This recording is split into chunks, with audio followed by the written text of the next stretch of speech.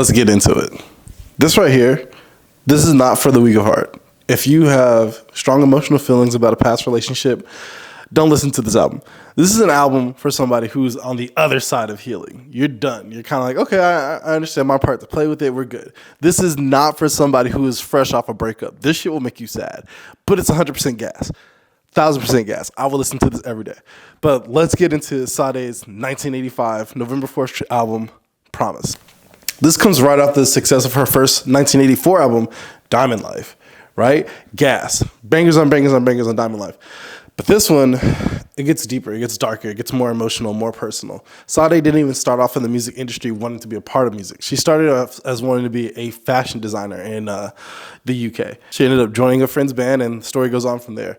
So this album has a lot of different themes and impacts. It talks about love and all the different forms of love that comes with it, whether it's love lost, forbidden love, love gained, grief, a loss of a loved one, or even the return of a relationship that no longer suits you anymore. It's a great album, but it'll definitely impact you in ways that you didn't even think possible. It's an album that you sit with. It's one that you listen to when the rain's going and you got a lit cigarette and you're thinking about life. It's great. It's fantastic. But let's get into it. This album won no awards. The only one who won was the 1987 Soul Train Awards for Best New Jazz Album. And won the 1985 Grammy Awards for Best New Up-and-Coming Artist. But no awards or nominations for the album Promise itself, even though it's a 100% banger. But that's what the Rewind Journal is here for. We talk about the albums that aren't Grammy nominated or bangers and winners, but for some reason they're gems and cult classics. Is it a crime? Probably. Okay, so this album starts off with 2 tracks that are amazing. High packs, high emotion, high energy. Is It a Crime is a high impact song that talks about love, longing, wanting somebody back, and is it a crime to love this person? Why are we here? The emotion stirs inside of you. It's powerful, it's emotional, it's high energy. Stuart Matthewson's on the saxophone, killing it, going crazy with the solos, and it makes you really think about the love of somebody that you couldn't get. Why do I love this person so much? Why are they here? Is it a crime to love them? Well, that's the track that gets you into the feeling about it. Then we get into something even deeper, which is The Sweetest Taboo. Sweetest Taboo is like that forbidden love, the love that you can't get, the one that's the highest on the tree, the girl you have no business talking to, or that guy that you know you shouldn't be talking to.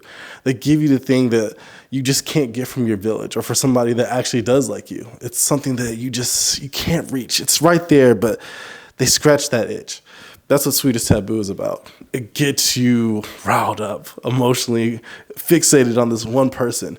The track is smooth. It's sonically sounding well. It's well produced. It was produced in UK when they did their 3 studio sessions, and it really gets you into the vibe of just vibing, driving. Sade is important to me because this is one of the first albums that my dad showed me when he picked me up in his, I don't know the Corvette he was in, but it was a Corvette, had the pop-up lights, it was cherry red. This is when he first started making bread, bro. We would ride with the top down in Grand Prairie, Texas, listening to Sade or Aerosmith or Def Leppard, whatever have you. But The Sweetest Taboo was the song that I remember from my childhood. But then we get into the darker sides of this album. These are the 2 high notes.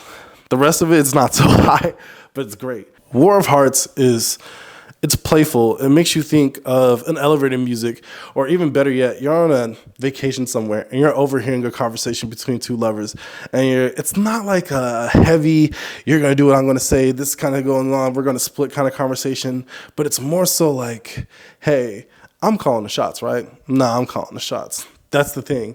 It provokes the emotion of who really runs the relationship. Sometimes you think it's equal. Sometimes you think it's 50-50. It's not 50-50 sometimes. And War of Hearts dives into that. It's raw, it's uncut, but still in a playful tone with sweet drums, hella saxophone notes, and just a little bit of piano keys to go with it. It's also about the rough conversations that happen with love, romance, and relationships. If you establish those boundaries or understanding a person, people change, people grow, people are not the same. War of Hearts expresses that, all within like a 3-minute track that really makes you understand the difference of the person that you love today could be an entirely different person tomorrow. Not the Man is the track that really separates the pop into the more jazz, melancholy, sad, rainy, I'm feeling some type of way. It's a conversation between a person that you once knew and now who they are. We change and we grow in these relationships. And Sade expresses the hurt that you feel when you're looking at somebody that you once had such deep and powerful emotions for, and they're no longer there. You're not the person that I thought you were, or you've changed, whether it's due to heartbreak or the slow progressive time that changes a person due to work or external factors. You're not that person. You're just not that guy. So it's dark, it's slow, it's peaceful, but it's also rough. It's a hard conversation to have, but it's the one that you need to have. Jezebel. This is another one of the darker tracks. It gets into it. And when I mean into it, we all think about promiscuous women. We never talk about men being promiscuous, but we hoes too. Jezebel talks about this biblical character in a sense that you understand the background where she comes from. She came from nothing. She had nothing. All she had was her looks. And that's what's going to get her to the top. That's what's going to get her to the place where she wants to be. Whether you want her to see your way as the right way, it doesn't matter. This is her life. She's doing what she can to get where she needs to be. It's no longer about the moral victories or the rights or the wrongs of the world. It's, I'm going to get what I need, when I need, how I'm going to get it, and it doesn't matter what you think. Sometimes you have to think about the picture that we paint on people, and this one really makes you think a little bit deeper about what you look at. That pretty girl that always has niggas in her face. You're probably going to look at her a little bit different. Maybe it's exhausting having all that attention. Or maybe you think pretty privilege is a thing. It is, but it comes with a downside. Never having someone to really understand who you are or what you want or the person that you are. Jezebel dives into that track and that misunderstanding that we place on people. It's Wrong is a high energy, slow, it's just a mix of everything. And it talks about the person that who you want them to be, it's not who they're gonna be. Mr. Wrong is about chasing a love that has nothing to do with you. And it's a person that's emotionally unavailable and cold, but for some reason you want that. She tells the listener to run, to go away, to get away. Sade speaks to women, but hell, you can put yourself in the shoes here. We all have that one person that we want, but definitely have no business being with. And it's not because they're, not on the same level, but more so just, that's not the best thing for you in your life in this point in time. You should leave. That's what this track embraces. It's almost like another Forbidden Love track, but gets even more deeper into the reasons of why you shouldn't love them. They're cold, they're distant, they don't care about you, they don't give a shit about your future, they don't care about what you want to do for your life or anything in general. All they're doing is chasing the things that they want to do. You should grow. You should understand that this love is not the love that you need. It's unrequited, and it's not going to do anything for you. Punch Drunk is my favorite song on the album, and it has no words on it.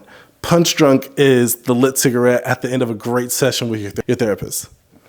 Punch Drunk is no words, no notes, no emotions, no expressions, just a pure, unadulterated, USDA certified slapping gas, man. It's everything. It's electronic, it's slow, it's new, it's futuristic, it's a little bit of jazz mixed into it. You sit there and you reflect about the things that you've done. Punch Drunk is what you listen to when you sat there with your emotions and you're not running from them anymore. You accepted the part that you had to play in the situation, and now you're just there with these raw, untapped, untouched emotions. The saxophone, the keyboard switch at 1 minute and 42 seconds is just powerful. It's engaging. It makes you think about life without even having to impromptu to do so with the music. It's fantastic. I say Punch Drunk is probably my number one song on the album. And if you like something that's slow, easy to listen to, long drive going to like Louisiana or something like that, Punch Drunk is definitely a song that you want to add to the playlist. It's reflective, it's introspective, it makes you want to think about things that you haven't thought about for a long time. Maybe it's an old love, maybe it's your grandma, I don't know. In 1983, Shaka Khan came out with a track called Ain't Nobody. It was on November 4th. So crazy enough, Sade comes out with a track, never as good as the first time, several years later. And you can tell the influence of Shaka Khan on Sade. Especially when it comes to the opening bass notes. Everything's so playful, it's lightful, it's electronic, it really gets you going. Ain't nobody. But that's not the vibe we're going for here. It's never as good as the first time. This is what happens when you spin the block. You're talking to somebody you had a previous experience with, and it's not the same. It doesn't feel the same. They're a whole different person. And you don't know that, but now you're starting to see that. Now you're starting to understand, hey, what I wanted is not there anymore. And it's not going to be here anytime soon. This is an entirely different person. This is an entirely different character. The relationship is gone. The lyric goes, second time is not quite up to what it seems. Second time won't live up to the dream. If that tells you all you need to know about the track. Fear it's grandiose. It's hurt. And it's hurt and personified in a track about wanting somebody to come home to you that you know is not going to come home to you.